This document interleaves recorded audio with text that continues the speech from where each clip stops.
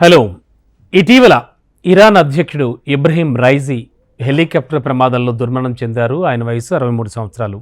అయితే ఇక ఇరాన్లో ఆ తర్వాత కొత్త అధ్యక్షుడిని ఎంపిక చేసుకోవడానికి ఎన్నికలు నిర్వహించారు. అయితే వాటిలో మసౌద్ పెజెష్కియాన్ విజయం సాధించారు.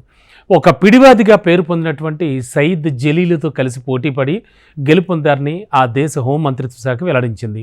మరి ఎన్నికల్లో 30 మిలియన్ల మంది ఓటు హక్కు వినియోగించుకున్నారు.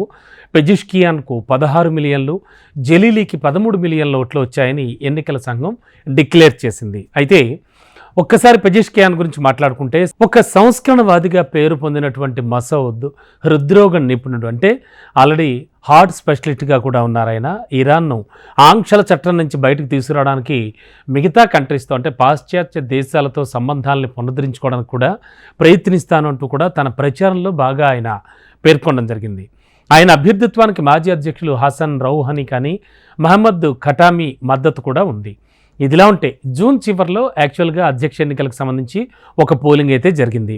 అయితే అప్పటి పోలింగ్లో దాదాపు 60% మంది ఓటర్లు తమ ఓటు హక్కును వినియోగించుకోకపోవడంతో జూలై 5న మళ్ళీ రెండో బ్యాలెట్, అంటే దీన్ని రన్ ఆఫ్ పోలింగ్ అని కూడా అంటూ ఉంటారు, ఇలా నిర్వహించారు. గత కొన్నేళ్లుగా ఇరాన్ ఎదుర్కొంటున్నటువంటి ఆర్థిక కష్టాల నేపథ్యంలో చాలా ఆగ్రహంతో ఉన్న ప్రజలంతా కూడా ఈ ఓటింగ్ పట్ల ఆసక్తి చూపించలేదని, ఇద్దరు అభ్యర్థులను వ్యవస్థను తిరస్కరించడానికే వాళ్ళు ఇలా చేశారంటూ కూడా మునుపటి ఓటింగ్ గురించి రాజకీయ విశ్లేషకులంతా కూడా అభిప్రాయం వ్యక్తం చేశారు. సరే, పోలైన ఓట్లలో 50% పైగా వచ్చిన వాళ్లే విజేత అవుతారంటూ కూడా ఇరాన్ చట్టాలు ఆల్రెడీ చెబుతున్నాయి.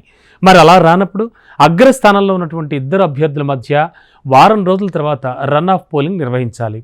ఇలా 2005లో ఒకే ఒక్కసారి జరిగింది. ఇప్పుడు కూడా ఇదే జరిగింది, రన్ ఆఫ్ పోలింగ్. మొత్తానికి పెజెష్కియాన్ అయితే మాత్రం ఇరాన్ అధ్యక్షుడిగా అక్కడ హోంమంత్రిత్వ శాఖ ప్రకటించడం జరిగింది. చూడాలి.